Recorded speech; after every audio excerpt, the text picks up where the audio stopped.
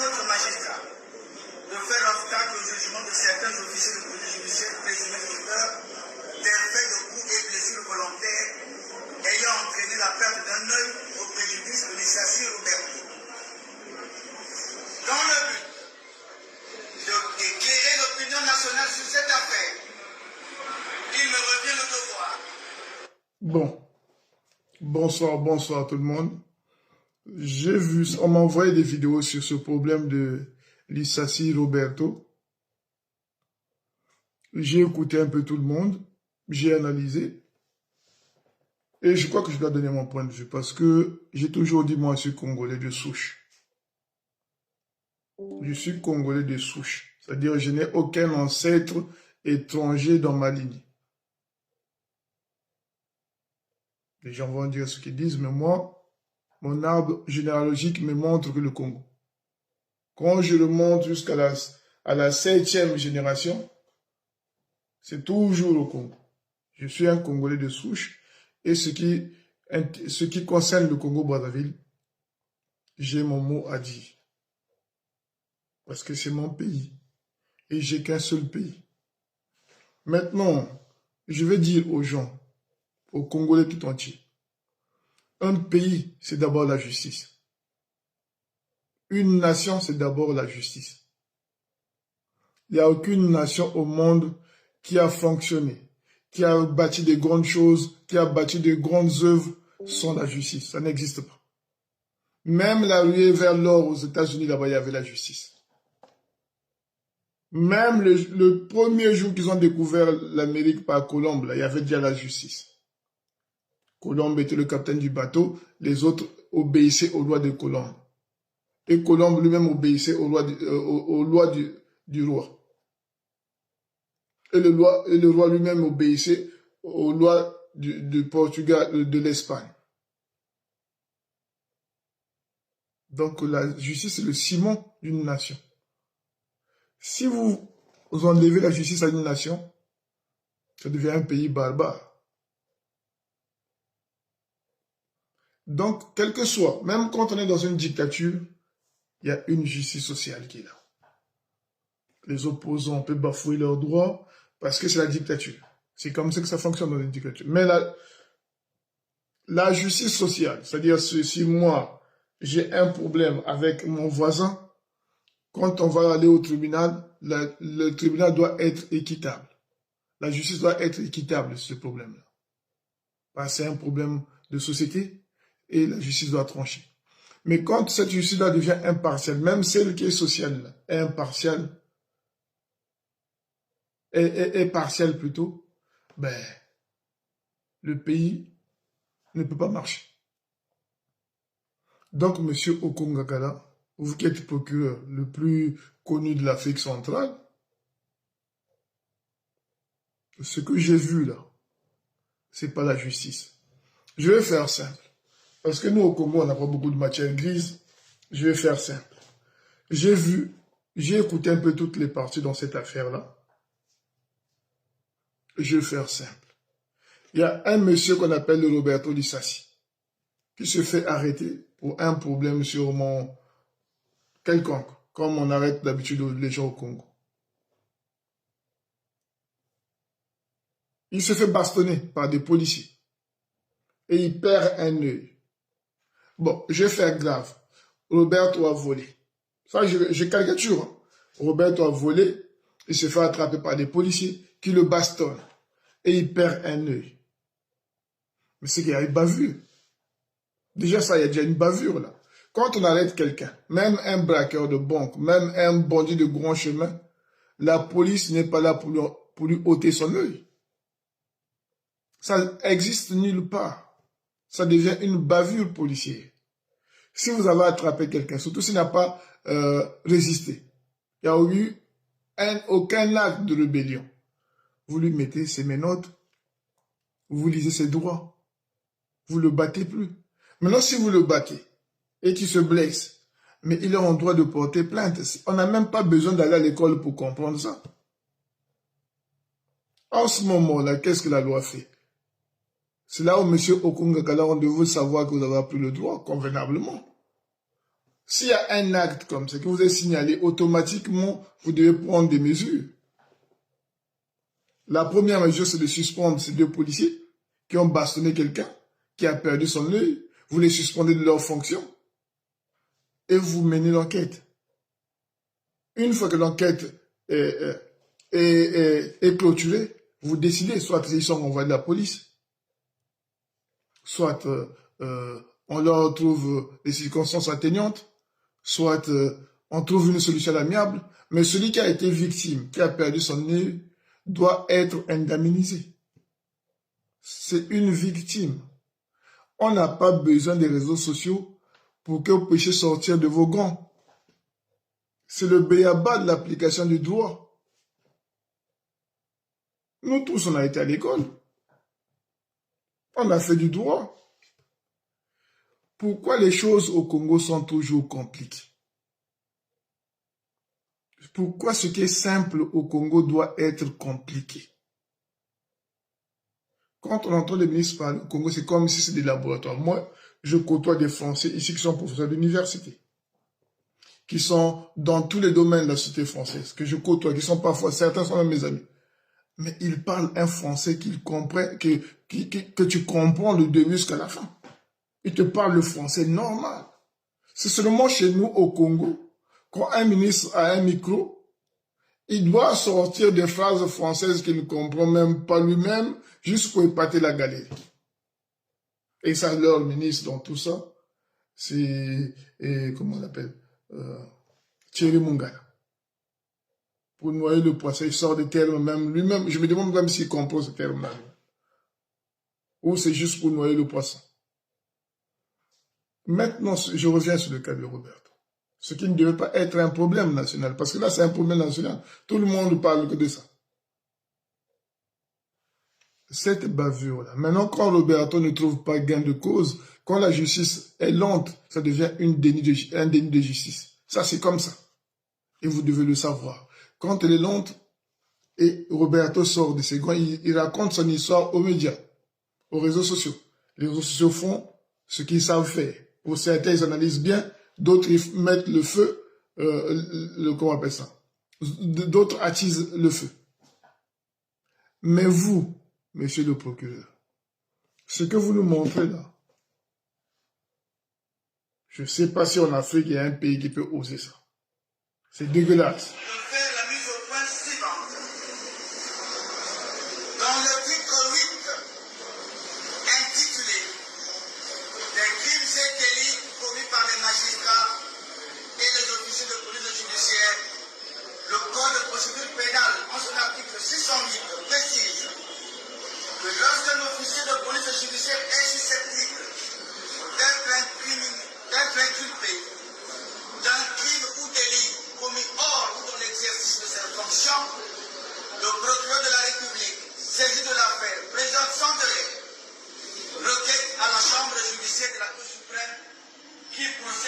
Sans délai. Mais vous dites sans délai. Mais l'affaire Roberto a pris du temps. Là, vous dites vous-même, donc c'est contradictoire déjà. Vous n'étudiez même pas vos dossiers apparemment. Sans délai. Si on constate sans délai, le procureur prend des mesures. Mais là, il y a eu un laisser-aller. Bon, on continue. Les statuts comme en matière de règlement des juges et désigne la juridiction chargée de l'instruction ou du jugement de l'affaire. Or, ces dispositions s'appliquent précisément à l'affaire ministère public et Lissassi Roberto, je le veux, contre Ogora Mwese, Armand Judikael, Adjoya Yang et autres, et ce en raison de leur statut d'officier de police judiciaire conformément à l'article 16 niveau du code de procédure pénale.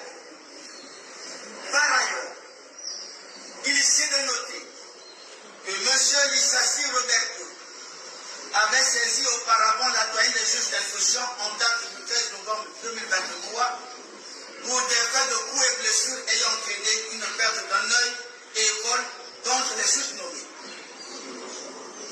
Vu la qualité d'officier de police judiciaire de ces personnes, et fort de ce constat, le parquet de la République avait saisi la chambre pénale de la Cour suprême au fin de désigner la juridiction chargée de l'instruction et éventuellement du jugement de cette affaire, conformément aux dispositions de l'article précité. Et actuellement, la procédure est pendant devant cette juridiction.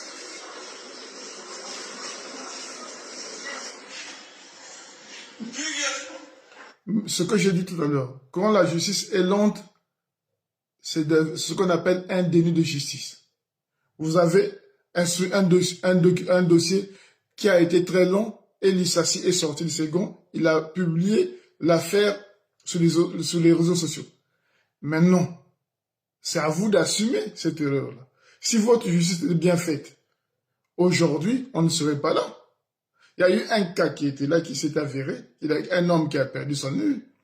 C'est automatique, vous avez même dit vous-même sans délai. C'est automatique de saisir la justice et d'appliquer la loi rapidement. Ce qu'on appelle ici en France la comparaison immédiate. Vous ne l'avez pas fait. L'affaire arrivée sur les réseaux sociaux et dans les médias. Et à ce moment-là, vous prenez des mesures. Bon, là, c'est le passé. Maintenant, on va arriver là où ça arrive aujourd'hui. M. Lissassi Roberto a saisi la première chambre correctionnelle. Bon, on va passer. Ça, c'est... On a estimé mal fondée cette exception et a maintenu la poursuite des débats. Veillant à l'application stricte de la loi, le parquet de la République a immédiatement relevé l'appel et l'a notifié au juge.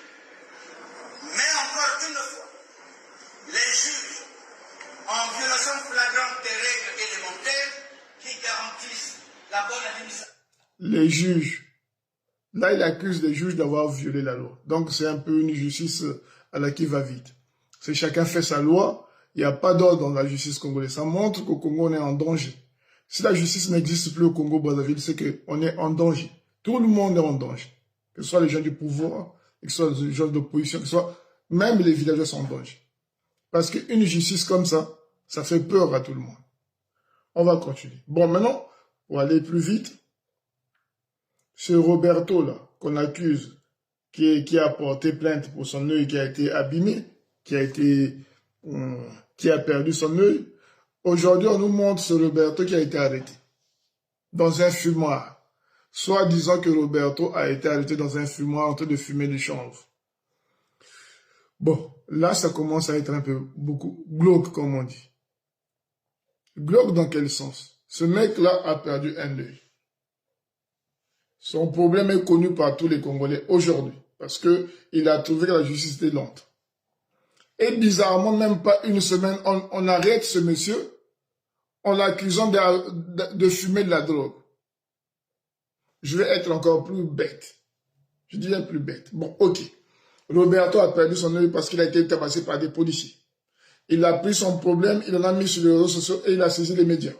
Ça fait qu'il a interpellé les officiers, les officiers judiciaires, le président de la République et le gouvernement. 2 jours après, on retrouve ce monsieur dans un fumoir en train de fumer la drogue, soi-disant, et il est arrêté. Vous voyez pas que c'est flagrant, c'est con, c'est pas intelligent. Vous voyez pas que ça ne convainc personne? Bon, je vais encore être plus... Bon, il a fumé du chanvre. Mais pourquoi l'arrêter? Monsieur Okungagala, vous l'avez trouvé dans un fumoir en train de fumer la drogue, le chanvre et la cocaïne. Mais ne l'arrêtez pas. Emmenez-le au commissariat. Notifiez-lui le délit. Donnez-lui une amende.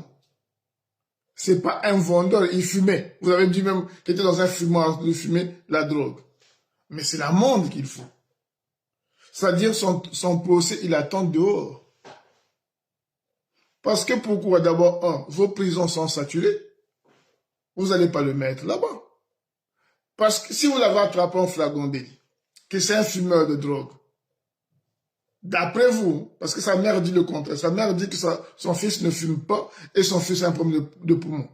Mais vous dites que ce monsieur Roberto fume. J'accepte. Je vais comme dans votre sens à vous. Pour être bête, hein, je vais dans votre sens. Mais donnez-lui une amende. Et dites-lui qu'il sera convoqué au tribunal.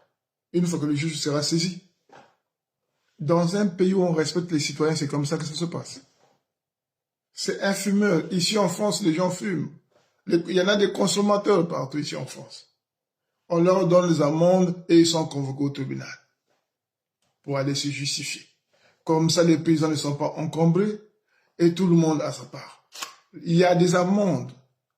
Tout le monde ne va pas en prison. Tous les délits n'emmènent pas en prison. Tous les délits n'emmènent pas en prison. Ici, en France, il y a un monsieur qui s'est drogué, Pierre Palmade, qui a connu des gens. Il y a une femme enceinte qui a perdu son bébé. Il était dehors. C'est maintenant que la justice est passée et qu'on l'a mis en prison. Lui, il avait consommé. Mais s'il avait juste fait un accident, il ne serait pas allé en prison. Il aurait payé une grosse amende. C'est parce que son accident a fait des morts. Voilà pourquoi c'est un accident grave. Voilà pourquoi aujourd'hui, il a même été condamné qu'à 2 ans d'emprisonnement ferme. Bien que l'accident était grave, la loi, elle est là pour trouver des solutions aux victimes et à ceux aussi qui sont coupables. Parce qu'être coupable ne signifie pas qu'on doit te tuer ou on doit te... Non, ça peut arriver que quelqu'un puisse conduire une voiture, faire un accident et tuer des gens. Le faire de façon involontaire, ce qu'on appelle un homicide involontaire. Donc la peine n'est pas pareille avec un homicide volontaire. Mais il a fumé. Mettez-le, notifiez-lui le délit. Et puis, quel Congolais va fumer comme il est habillé là? Je vais vous montrer comment ce monsieur est habillé. Il est habillé en costume, chemise blanche. Monsieur Okungakala, franchement.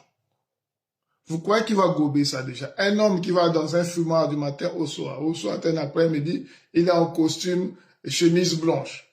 Dans un fumoir. Vous croyez que c'est un hôtel, un fumoir? Tel que vous l'avez présenté là, vous voyez la différence entre les fumeurs de gens qui sont à côté de lui et lui? Vous voyez pas qu'il y a une grande différence? Vous croyez que la drogue c'est des bonbons ou quoi? Maintenant, si vous étiez aussi assez malin, il fallait faire des tests salivaires. Ça vous aurait arrangé. Parce que c'est à vous de prouver si c'est vrai ce que vous dites. C'est facile de prendre une feuille que vous avez écrite dans votre bureau et puis venir vous mettre devant les gens dire la loi 506. Ça, c'est des foutaises, ça. C'est pas intéressant. Au Congo, tout le monde doit avoir ses droits et ses opportunités. Chacun doit se battre à sa manière pour trouver la solution à sa vie. Nous ne devons pas être, devant un mur de l'injustice. Ça ne va pas arranger tout le monde et ça va abîmer que ce pays-là. Vous savez, de la vie, il y a des signes comme ça qui nous apparaissent. Ces signes-là, si vous les suivez bien, c'est ce qu'on appelle pour certains, il est expérimenté. Parce qu'il a seulement regardé son environnement, il a vu les conséquences que certaines choses produisent et lui se met en garde. C'est comme moi, je n'ai pas besoin de me saouler, conduire une voiture, si j'ai déjà vu un homme saoulé qui a fait un accident. Vous voyez ce que je veux dire? Ça veut dire seulement que ça devient de l'expérience. Si j'ai un ami à moi qui boit, qui va faire un accident, ça devient mon expérience à moi. Si je l'ai vécu en direct, je dis, ah, mais moi, je ne le ferai pas. Ce que vous faites actuellement, c'est un peu malin, monsieur Okungakala. Regardez ce qui se passe en Syrie, là. C'est un régime qui était là depuis longtemps, qui s'est comporté à peu près comme vous. Mais regardez les images qui se passent actuellement en Syrie. Comment il y a le lynchage. Comment on lynche. C'est insupportable.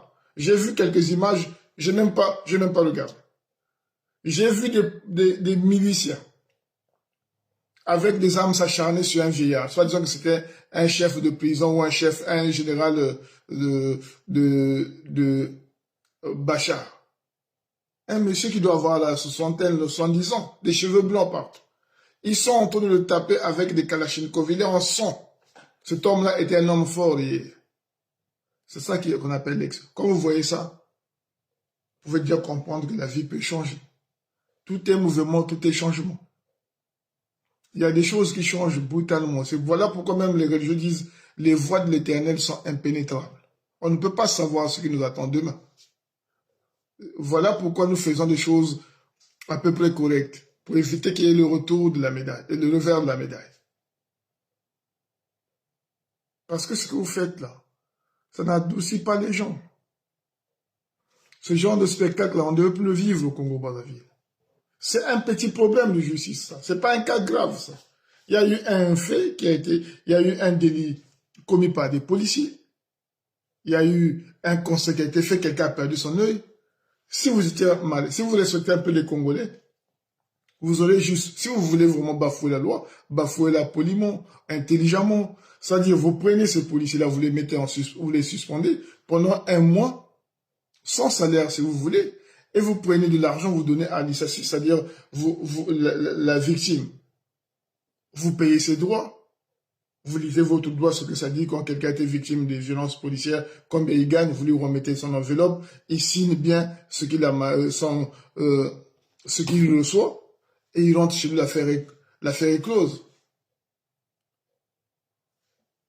Il y a eu un constat qu'il a perdu son œil, c'est qu'il y a eu bavure aux policiers.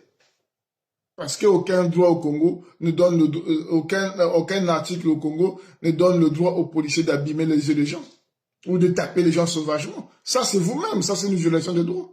Une fois que vous avez neutralisé un individu, vous n'avez aucun droit de le taper. Ça existe nulle part au monde. Tous ceux qui le font, ils violent la loi. Il n'y a aucune loi au monde, quel que soit, même dans les pays des narcotrafiquants, là, il n'y a aucune loi qui dit que si vous attrapez quelqu'un, vous neutralisez un bandit, il faut le chicoter. Ça n'existe pas. Une fois que la personne est neutralisée, il doit être porté devant un juge. On lui notifie son délit et à la fin, il est porté devant un juge. Et l'affaire continue. Si le juge décide qu'il aille en prison, il va en prison. C'est comme ça. Il peut arriver des bavures quand quelqu'un résiste ou quand quelqu'un tire sur la police, oui, on peut comprendre. Mais si la personne n'a pas résisté, vous le tabassez jusqu'à perdre son œil, mais il y a violation, il y a bavure aux policiers. Ces policiers doivent être sanctionnés. C'est aussi simple. C'est une affaire qui devait être réglée en 2 ou 3 minutes, si vous connaissez bien votre travail. Maintenant, vous l'exhibez en disant qu'on l'a attrapé dans un fumoir. Oui, bon, on va accepter qu'on l'a attrapé dans un fumoir. Mais pourquoi vous l'enfermez en prison? Pourquoi ça devient une affaire d'État si vous l'avez attrapé dans un fumoir? Vous le lisez le droit. Votre droit là, il est comment? Bindika Charlet montre de fumer la drogue. Je suis consommateur alors, je ne suis pas vendeur. Dans ce cas, qu'est-ce que la loi dit? Je dois aller en prison. Je dois passer devant un juge, mais ça doit être dans une comparution immédiate. Comparution immédiate, plutôt.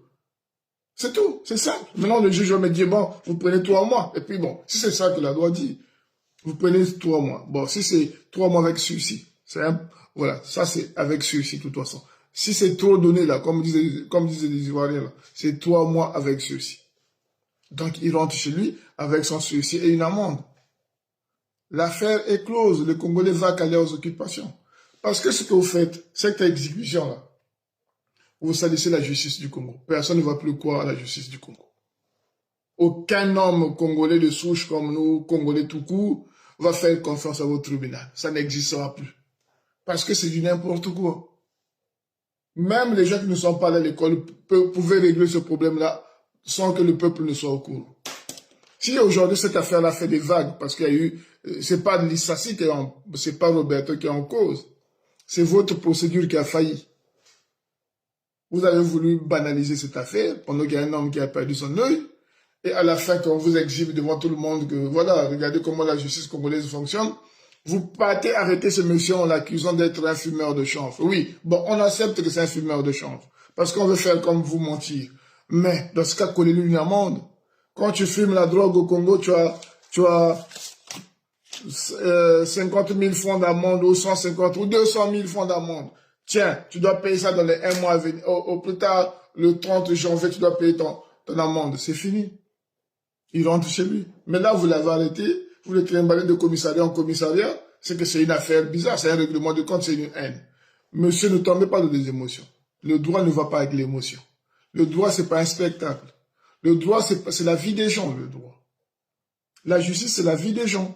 C'est un jeune, ce monsieur-là, il doit pas être de la quarantaine.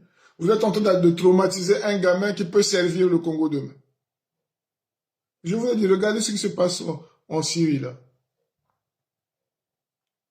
Mais la différence, ce que vous devez savoir, les Syriens, eux, ils sont éduqués. Ils ne sont pas comme nous.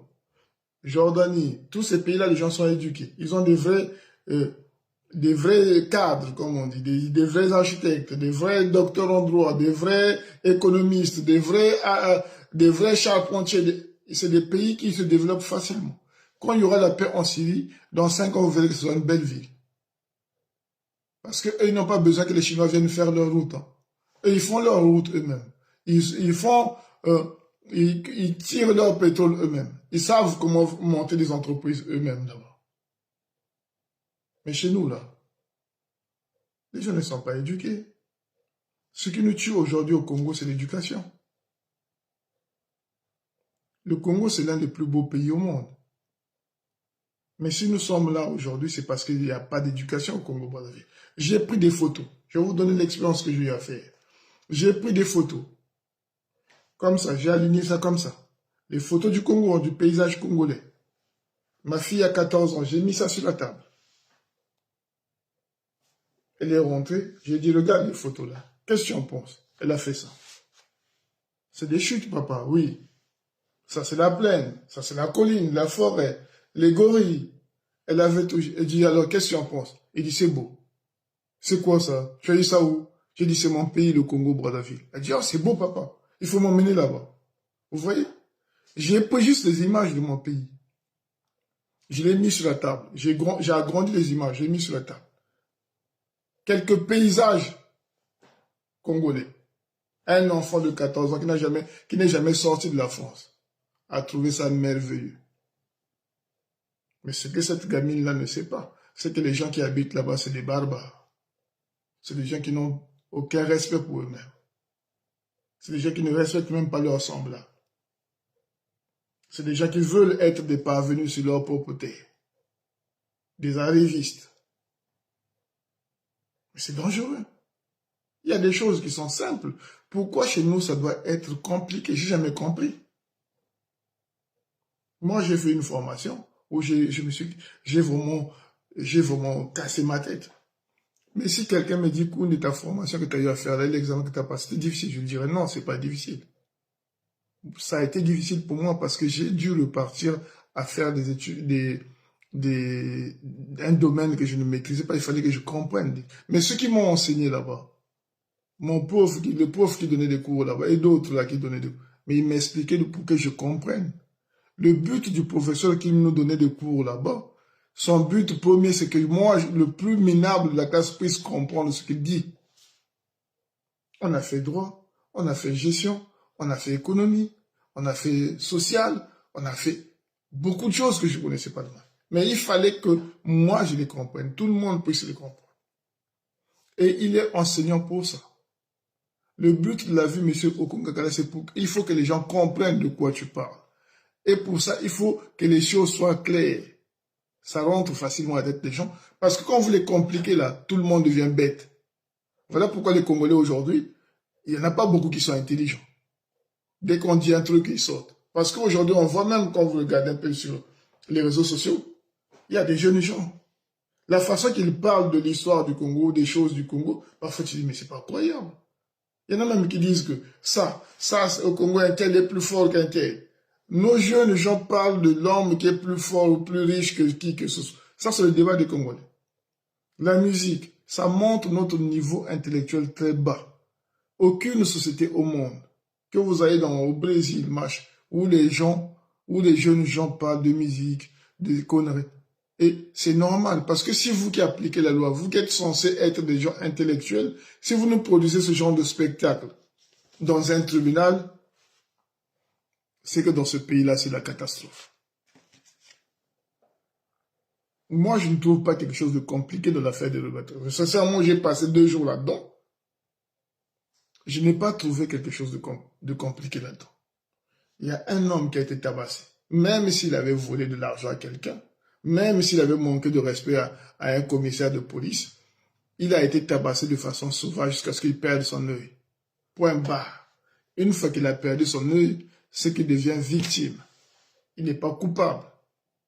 Si moi, je veux faire un braquage ici en France, qu'on me neutralise et qu'on me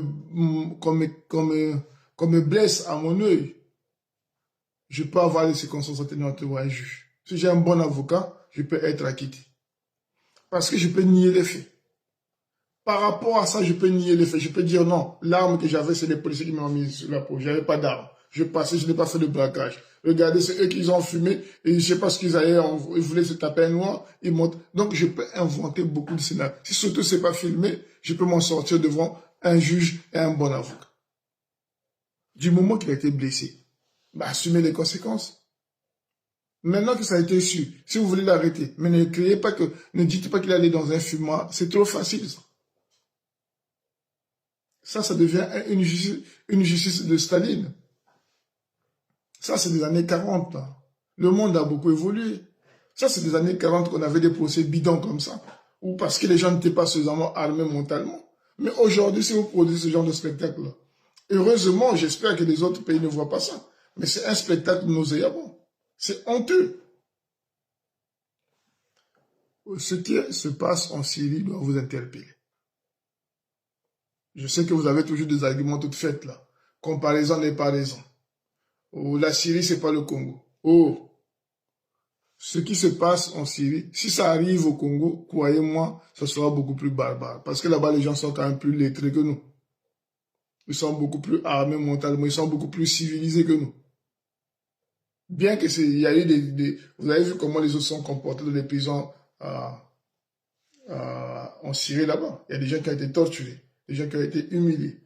Aujourd'hui, ceux qui humiliaient les gens hier, là, ceux qui disaient que nous serons là éternellement au pouvoir, là. Toutes leurs familles sont tasses à la frontière. Actuellement en Syrie, il fait froid. Il y a des enfants. Tous ceux qui étaient au pouvoir hier, là, ils sont à la frontière du Liban en train d'attendre de trouver un moyen de traverser. Des femmes comme des enfants. Et ceux qui étaient de boulot hier, là, ils se cachent actuellement. Ceux qu'on va attraper à l'intérieur, là, ceux qui n'ont pas réussi à fuir comme Bachar, c'est les vidéos qu'on est en train de voir. Il y en a qui vont être kidnappés. Parce que c'est comme ça la vraie société. Il y en a qui vont se venger. Ils sont peut-être... C'est comme ça. Si ça arrive un jour au Congo, il y en a qui vont se venger. Mais pour éviter ça, éviter de nous produire ce genre de spectacle, nous avons connu des moments durs au Congo-Brazzaville. Le gouvernement, la justice, doit être là pour nous faire oublier ce passé lugubre.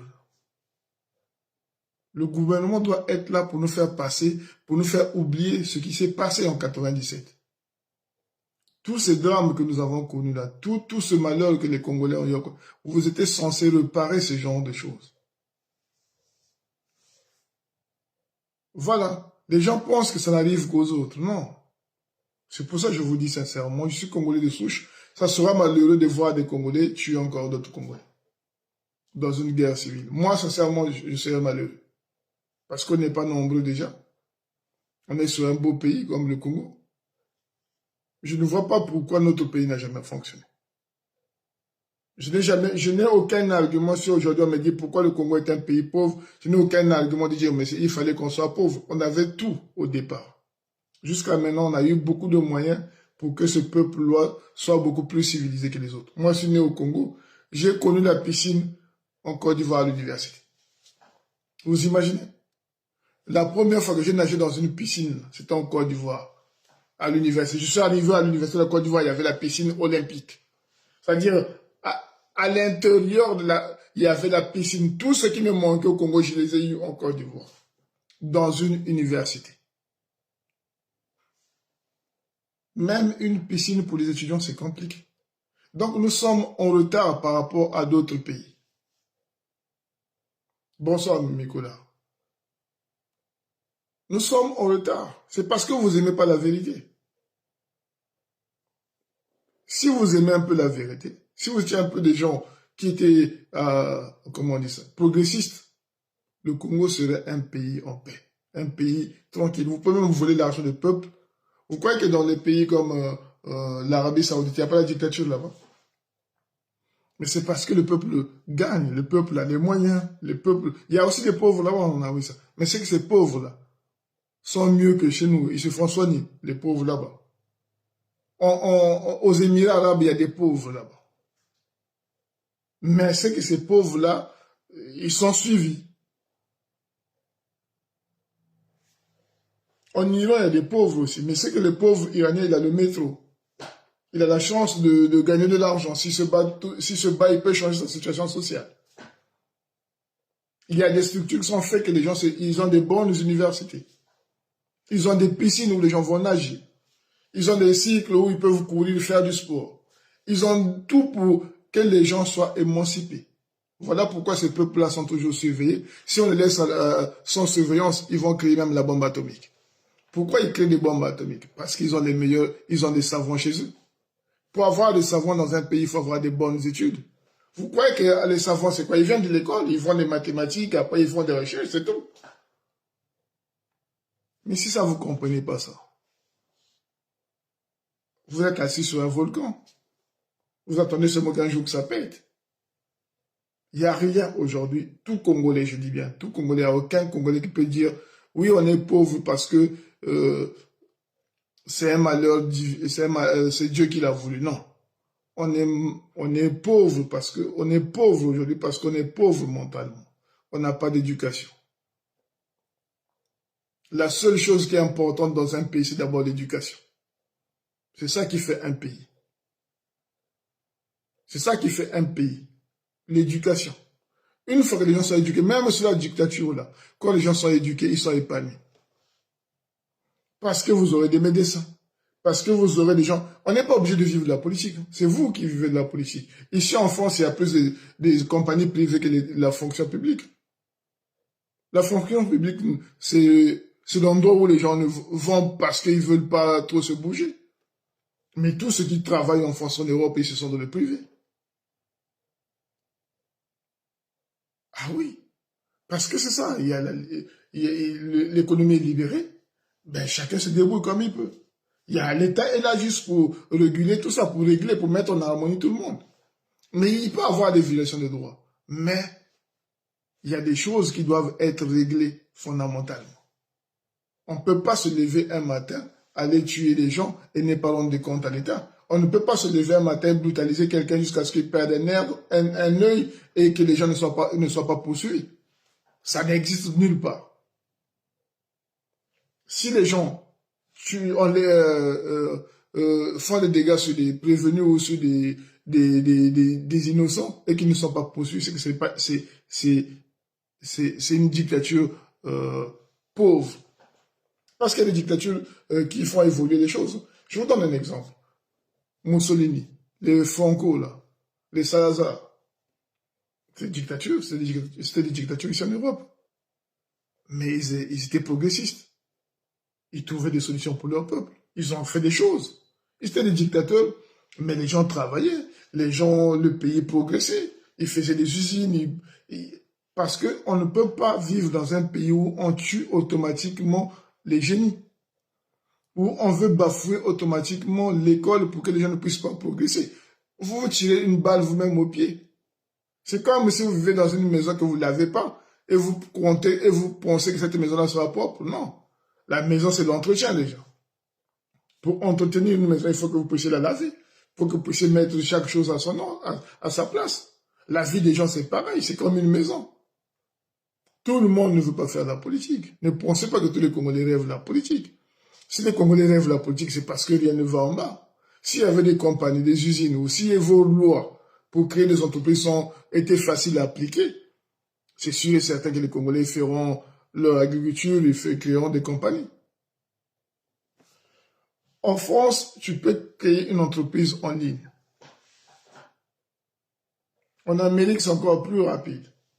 En Angleterre, c'est encore plus rapide. Quelqu'un se lève et dit, bon, moi, je ne travaille plus, je vais créer ma société. Il se rend sur Internet, il remplit ses machins, on lui donne un machin, il commence sa société. Il va commencer à payer, l'État va commencer à venir dans sa vie quand sa société a déjà fait 1 an ou 2 ans. C'est là où l'État intervient pour demander des impôts. C'est-à-dire l'État facilite la création de l'entreprise pour qu'il puisse gagner à la fin, parce qu'après, il y aura des impôts à payer. C'est aussi simple que ça. Moi, je n'ai jamais compris pourquoi chez nous, les Noirs, les choses sont compliquées. Je n'ai jamais compris. Sincèrement, je n'ai jamais compris. Moi, j'ai un enfant ici. Je n'ai jamais eu d'enfant. J'ai eu qu'un seul enfant. Mais quand il est né jusqu'à présent, les choses rentrent facilement. Je n'ai jamais compliqué. Si je dis à quelqu'un, il avait un enfant, je disais non. Parce que je m'en charge de son éducation. C'est moi qui je m'arrange à ce qu'il comprenne la vie. C'est ça mon travail. Pour qu'il ne fasse, on n'insulte pas les gens, on dit pas des gros mots, on fait pas ci, on fait pas machin, on jette pas des choses de la rue. Ça, c'est mon rôle à moi. Mais si ce rôle-là, j'échoue, je suis un mauvais père. On me jugera qu'en fonction de ce que je fais à mon enfant. Si quelqu'un voit mon enfant quelque part, il dira, si l'enfant est bien éduqué, il me verra moi. Si le Congo aujourd'hui est bien géré, c'est tout le monde qui gagne. Ah, c'est des Congolais. Ah, dans leur pays, c'est magnifique. Quand tu arrives là-bas, les policiers sont propres, les policiers sont polis. Ah, les gendarmes là-bas disent toujours bonjour, comment vous allez, monsieur? Les gens sont courtois. Quand tu arrives au Congo, tu peux marcher la nuit, on ne t'agresse pas. C'est ça que les Congolais gagnent quand il y a une bonne gérance, quand le gouvernement est responsable. Tout le monde est gagnant. Regardez les Japonais. Je n'ai jamais vu nulle part où on a critiqué les Japonais. Même ici en France, quand les Japonais viennent en vacances, les Français sont heureux. Parce que c'est des gens éduqués. C'est des gens qui ne créent pas de problèmes. C'est des gens qui ont un pouvoir d'achat. C'est des gens qui sont merveilleux à côtoyer. Ils sont très polis, ils sont bien, les Japonais. Il n'y a pas que les Japonais, il y a beaucoup de pays comme ça, où les gens sont tellement éduqués que même quand ils vont chez les gens, on leur donne la possibilité de s'installer facilement. Mais nous, ce qui était censé nous éduquer, c'est la justice. Parce que la justice, c'est là où on nous dit d'appliquer la loi. C'est là où on punit aussi. Mais si notre justice est incapable de punir ou d'appliquer la loi, ce qui est juste applicable, lire quelque chose, la loi 52 dit que quand il y a bavure policière, les sanctions sont... Si vous êtes incapable d'appliquer ça, c'est que ça ne sert pas de parler d'un État. Mais, je m'arrête là, je vous dis une chose. Comme vous croyez tous en Dieu, moi je ne crois pas en Dieu. Je ne croirai jamais en Dieu.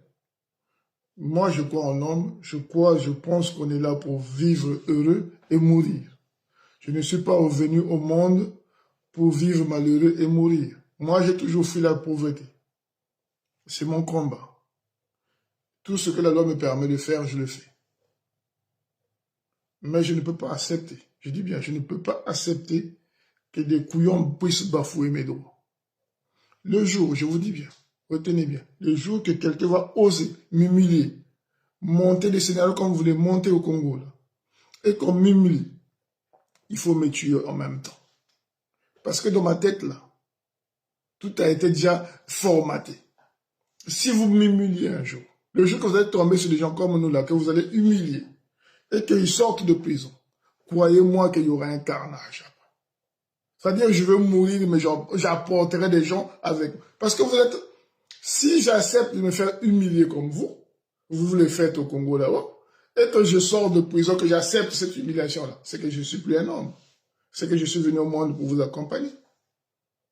Vous inventez des choses comme ça, vous collez à des jeunes gens. Hey, il a crié sur les réseaux sociaux, c'est pas la fin du monde.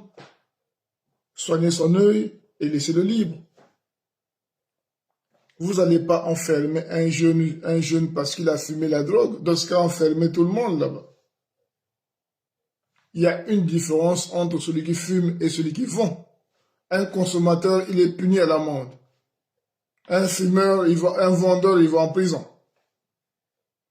N'importe où dans le monde, c'est comme ça. Ou, à la rigueur, si on fume trop de drogue, on te met dans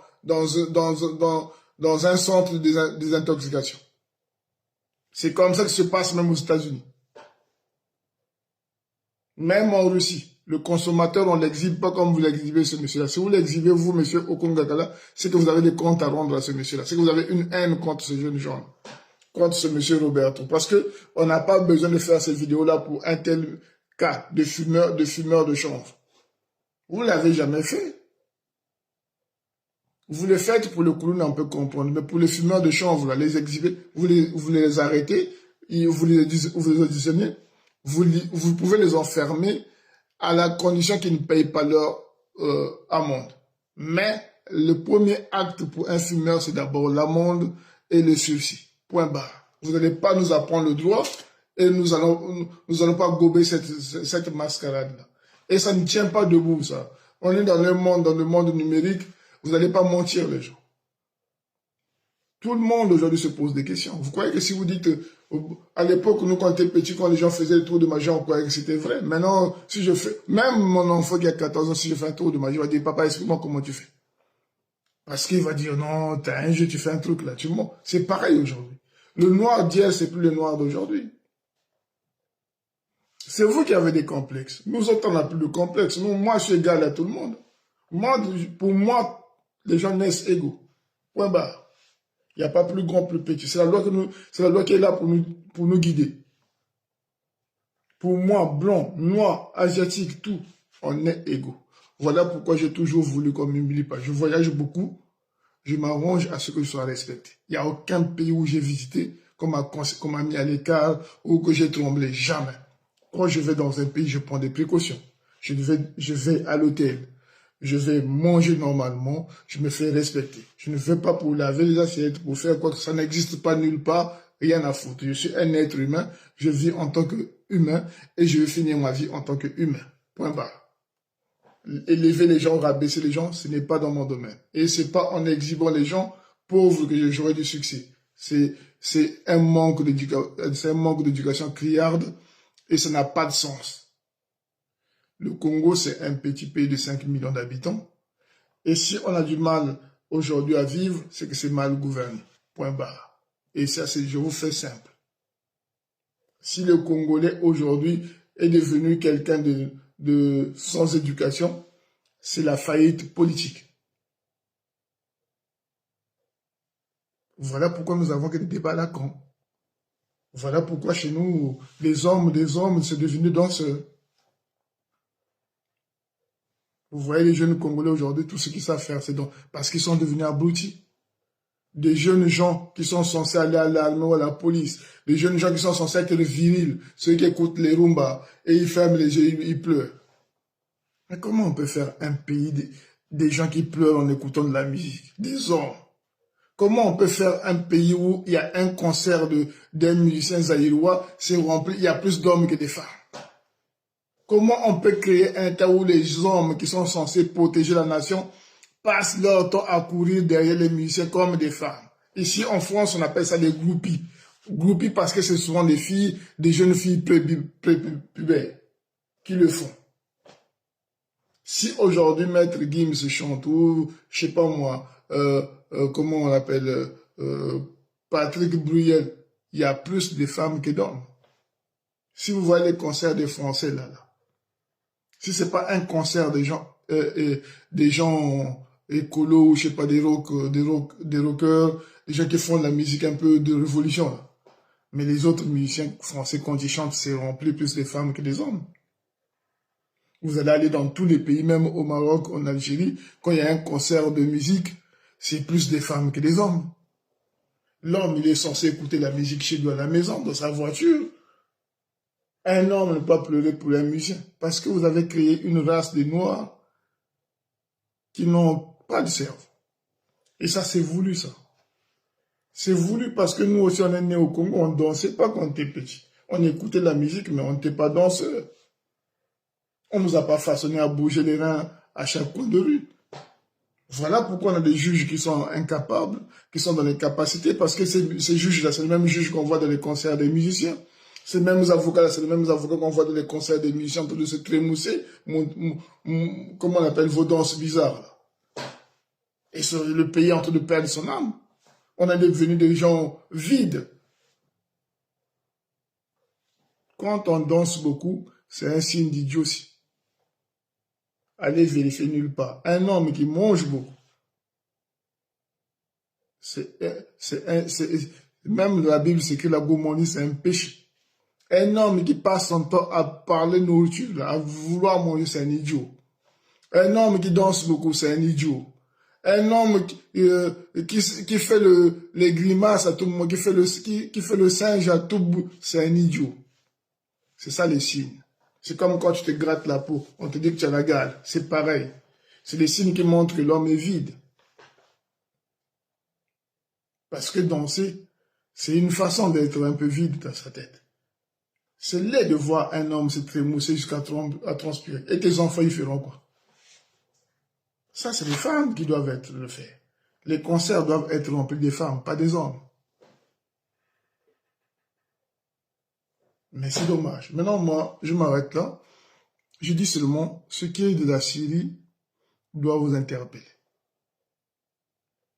Vous qui croyez en Dieu, c'est écrit quelque part. Les voies de l'Éternel sont insondables. C'est pas moi qui le dis. C'est dans la Bible que vous lisez matin, midi et soir. Ça veut seulement dire que demain, tu ne sais pas ce qui peut arriver. Ça veut dire seulement que nous ne sommes pas maîtres des éléments de la nature. Parce qu'aujourd'hui, demain, il peut pleuvoir au Congo et tout s'engloutit. Ça arrivait, hein? Le tsunami, on a eu le tsunami quelque part, là. Où les gens étaient à la plage, la mer s'est levée, ça a tout englouti. Il y a eu, il n'y a pas longtemps, et voilà, à Mayotte, là, il y a eu un ouragan, ça a tout enlevé. Combien de morts? Nous vivons dans, c'est ça la vraie vie. Il y a toujours des situations qu'on ne maîtrise pas. Et comme il y a des situations qu'on ne maîtrise pas, on essaie d'être des gens bien. Nul n'est parfait, mais il faut toujours tendre vers la perfection. Parce que ça nous épargne des règlements de comptes, ça nous épargne la violence, ça nous épargne la mauvaise foi, et ça nous épargne beaucoup de choses qui peuvent faire de nous des victimes demain. Pensez à vos enfants chaque fois que vous posez un acte national. Pensez à vos enfants, pensez à vos familles.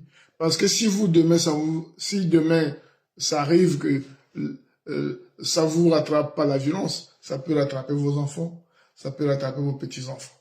Regardez Bachar, son père était dictateur. Il est mort, il n'a jamais entendu la chute, il est mort depuis longtemps, il est mort avec des honneurs. Le fils est arrivé, le pouvoir est parti. Et ça a emmené l'exil. Donc les Bachar aujourd'hui vont rentrer dans le système comme les Mobutus, ils vont disparaître. Parce qu'ils ne reviendront plus jamais en Syrie. Il n'y aura plus de Bachar président en Syrie. C'est fini ça. Le cycle est mort. Il y a un autre cycle qui va se lever maintenant. D'autres personnes vont venir, ils vont construire. C'est comme ça que ça se passe. En France, c'est pareil. Louis XVI a été décapité, ses enfants tués, sa femme tuée, un autre cycle est revenu. Vous voyez, en Iran, c'était pareil. Il y avait le Shah d'Iran là-bas, qui vivait dans l'opulence, qui faisait tout ce qu'il avait fait. Et il y a eu la révolution. À l'époque, en Iran, les femmes portaient des mini-jupes, des robes, c'était à l'occidental. Et puis, à un moment donné, un matin, les mollahs sont rentrés, ils ont réhabillé les femmes, ils ont fait porter les femmes le voile, et le monde a changé. Et le Shah d'Iran est mort à l'étranger, sa femme vit à l'étranger, elle est vieille maintenant, ses enfants, tout le monde, tous ceux qui avaient travaillé pour lui sont morts à l'étranger. Comme quoi, rien n'est éternel. Il y aura un moment donné, ça sera coupé. Le cycle va être coupé et il y a un autre qui va naître. À quel moment? Ça, c'est la nature qui nous réserve la surprise. Donc, voilà pourquoi je vous interpelle à faire des choses bien. Il faut que la justice soit un lieu où tous les Congolais viennent trouver des bonnes solutions. Il faut que la justice soit équitable au Congo-Brazzaville. Même ça, justement. En politique, on peut violer les droits de l'homme. On peut vous permettre ça. Que vous arrêtez un opposant, que vous puissiez mettre un opposant, que vous trichez les élections. On peut vous permettre ça. Parce que c'est comme ça. Parce que c'est pas très clair chez vous. Mais quand c'est la justice sociale, deux hommes se battent. Ils viennent devant votre juridiction trouver des lois justes pour les séparer. C'est tout ce qu'on vous demande. Quand il y a une vieille femme qui se fait ravir sa place au marché, quand elle porte plainte, essayez d'être équitable. C'est tout ce qu'on vous demande. Vous n'allez pas violer les lois en politique et vous allez encore violer les lois chez les citoyens. C'est tout. Et à un moment donné, ça va éclabousser. Faites des choses bien. Que tout le monde se dise, oui, moi, la loi m'a respecté, j'ai eu gain de cause. Je ne peux pas venir dans un tribunal où je dois soudoyer les juges, les avocats, tout le monde pour avoir gain de cause. C'est pas une justice, ça. Vous voyez le visage pour rien, mais la vérité, vous la connaissez, que vous mentez aux gens et que vous n'êtes pas suffisamment compétent pour appliquer la loi au Congo-Brazzaville. Et vous pensez que la compétence se ramasse. Non. Si vous n'avez pas fait des études, si vous n'avez pas de l'expérience, vous n'appliquerez jamais la loi. Si vous-même, vous êtes incapable de respecter votre femme, vous devez respecter vos enfants, vous serez incapable d'appliquer la loi au Congo. Ici, en France, les juges sont souvent des gens bien dans leur société. C'est pas des gens, c'est des juges, c'est pas des gens qui sont là en train de boire des bières, se livrer. Non, non, non. Ils ont une vie. D'abord, il y a une enquête pour être juge en France. Partout en Europe, même pas n'importe qui juge ou procureur de la République. Il y a une enquête qui est menée et on doit savoir ce que vous faites là. Ou vos vices. Ce que vous faites là. Vous êtes marié combien de fois, combien de... Tout ça, on vérifie. Parce que vous êtes censé être plus ou moins propre pour appliquer la loi. Mais non, ça vous de voir. Mais sachez que nous, on est Congolais. Et on aspire à avoir les droits et les opportunités comme tout le monde. Je suis Congolais, moi. Vous n'allez pas m'interdire quoi que ce soit dans ce pays-là. Et je suis Congolais dans ma tête. Je me dis, si vous me mettez la violence, je m'adapte à la violence. Si vous me mettez le savoir, je m'adapterai au savoir. Si vous me mettez la paix, je m'adapterai à la paix. Si vous nous donnez que la seule solution pour moi que je puisse être émancipé, c'est la violence, ben nous allons nous rentrer dans la violence. C'est comme ça, on n'aura pas d'autre choix. Donc c'est à vous qui êtes là-bas, les tout-puissants, de trouver des solutions pour tout le monde. Évitez de nous montrer toutes ces histoires-là.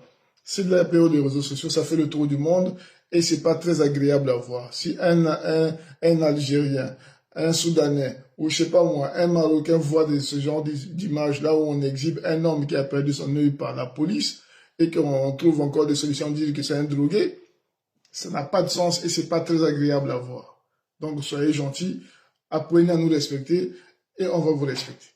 Merci beaucoup.